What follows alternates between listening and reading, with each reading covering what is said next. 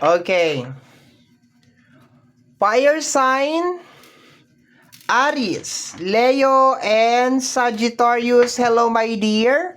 Welcome back sa ating YouTube channel. My name is RJ, your tarot card reader. At ang gagawin natin ngayon, my dear, is yung ating daily reading para po ito sa araw ng June 5, 2026. Titingnan natin, my dear, kung ano yung mga eksena, kaganapan at kung ano-ano pa na maaari mong makasalubong sa araw na ito.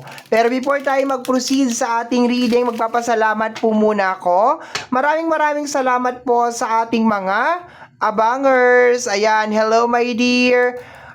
Maraming salamat po sa walang sawang pag-aabang at paghihintay po ng inyong reading, and gusto ko rin pong pasalamatan yung mga bago po natin na subscribers. Thank you so much for subscribing.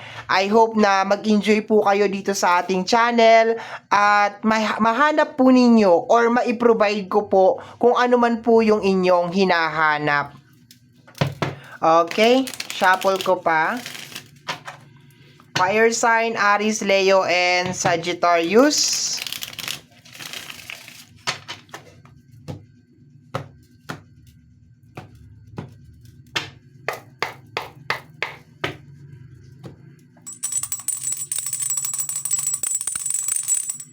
Okay.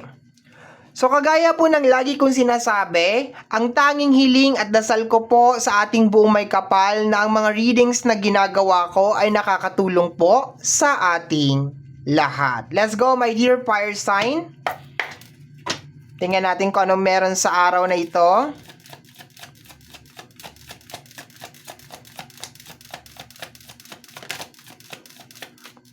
The King of Wands.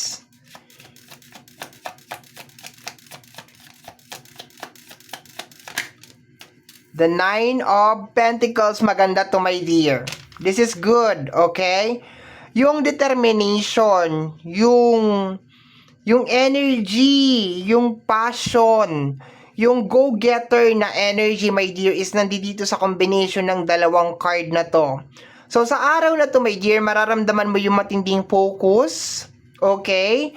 Na makuha kung ano man yung gusto mong makuha, my dear, sa buhay. Kung ano man itong mga manifestation mo sa energy ng Nine of Pentacles. Maganda to, my dear. You will be very passionate. You will be very energetic ngayong araw na to, my dear. Talagang masipag ka, talagang maliksi, and focus ka talaga, my dear, sa mga bagay na gusto mong mangyari sa buhay. Okay, you're taking action, actually.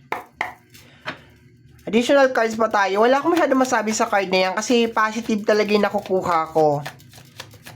Talagang determinado, porsigido. Okay, yun ang nakukuha ko sa card na yan. The Page of Sword. Tingnan natin. Page of Sword. Ano meron kay Page of Sword? Okay, kabaliktaran. Tama yung kutob ko kanina. Habang sinashuffle ko, my dear, yung clarification, tinatanong ko yung sarili ko kung energy mo ba to or hindi. Okay? Sabi ko, kasi hindi pwede. Pwede naman kung ito lang, okay, pwede kong sabihin, my dear, na okay, today nag-aaral ka. Pwede naman, pwede ngayong araw na to nag-aaral ka, you are learning. Pwede kung ito lang, okay. Yung mga strategy sa buhay, yung mga plano, nagpaplano ka, pwede naman, my dear, kasi yun ang trabaho, my dear, ng page, okay? Pero may bad side ang page, may shadow side siya, my dear. So, na-highlight sa akin kung paano niya tingnan si Nine of Pentacles. Yun ang na-highlight sa akin kanina, kung paano niya talaga titigan, my dear, si Nine of Pentacles, okay? So, tapos, ang naging clarification niya pa, my dear, is opposite niya. So, hindi ko pwedeng sabihin, my dear, nasa yung energy to. So, hindi mo to energy. Kasi bakit? Ang ganda ng energy mo dito. The King of Wands at saka Nine of Pentacles, okay? Talagang determinado, okay? Focus, ang ganda. So, kaninong energy to? Hindi mo to energy, my dear. Ang energy na to, my dear, o ang dalawang card na to ay nagre-release ng energy na, or ng message na, somebody is watching. somebody is watching you, pinapanood ka, my dear, and hindi maganda yung energy kasi merong energy ng night. May insecurity na nangyayari dito, my dear. Merong energy, merong tao, my dear, na nag-i-stalk, pinapanood ka, may insecurity kasi bakit? Aggressive yung kasama, the Knight of Sword. Kung gagawin natin positibo, sige, subukan natin gawin positibo. Pinag-aaralan. Sino pinag-aaralan? Ikaw. Nakatingin sa'yo, ikaw. So, sa araw na to, my dear, sa kabila ng positive na energy mo, may mga matang nakatingin. Wala tayong title today, my dear. Okay, so, sinasadya ko talaga maglagay ng title at wag maglagay ng title kasi yung mga readings na walang title is para yun sa mga tao talaga na deserve talagang mapanood yung reading ko. Kumbaga parang walang sapilitan. Pero minsan merong title para syempre, 'di ba? Para hindi na mahirapan yung iba. Pero not all the time maglalagay ako ng title. Okay. May nagmamasid, may mga matang nagmamasid at may gigil akong nakukuha dito, my dear. Okay?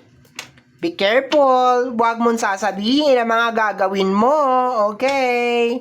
To the point na merong page, baka meron naggagather ng information. So, keep your mouth shut sa mga kung ano yung gagawin mo, my dear, para hindi ito ma-evil eye.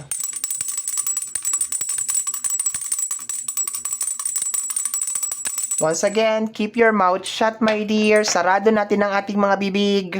At meron nagpipishing na walang tubig. Nagpipishing ng information. Let me see, my dear fire sign. The Eight of Wands. This is energy ng message. Posibleng magme-message sa'yo to, my dear. Ngayong araw na to, magme-message sa'yo, magchat sa'yo, magte-text sa'yo. Oy, kumusta na? Fire sign, how are you? Okay? This is energy of message, okay? Naghihintay ng update, naghihintay ng change. The warning, my dear, is wag kang magkikwento.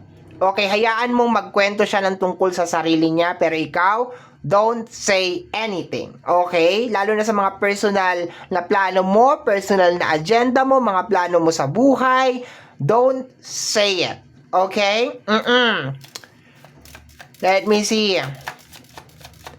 Merong hindi na makapagtiis sa kanyang curiosity.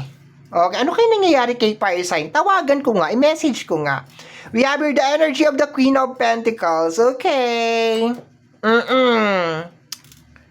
Posibleng energy ng Taurus. Ikaw to fire sign, di ba? Aries, Leo, and Sagittarius. Posibleng energy ng Taurus. Taurus, Virgo, and Capricorn over here, my dear. Posibleng energy ng Sword, Gemini, Libra, and Aquarius. Posibleng kapwa mo rin, fire sign, Aries, Leo, and Sagittarius. Yan yung namamayagpag so far na mga zodiac sign, okay? Na parang may namumuong insecurity sa'yo, my dear. Gustong malaman kung ano ang iyong mga next move, okay, my dear, okay? Pero sa energy ng dalawang card na to, yung energy ngayong araw na to is more on parang changing, life-changing siya, my dear. Like parang meron kinakailangan kang ayusin, meron kang kinakailangan aksyonan, and hindi mo naman yun, my dear, nire-reject. Actually, ina-acknowledge mo naman siya, kaya nga nagkakaroon ka ng ganyan na energy. Perfect na perfect talaga tong araw na to, my dear, kasi yung energy na nilalabas ng araw na ito, June 5, 2026, at saka yung energy mo, nagmamatch talaga siya. Yun nga, ingat ka lang talaga, my dear, sa mga nagpipishing, nangingisda, my dear, ng information, curious sa kung anong ginagawa mo, okay? Para hindi ma-evil eye.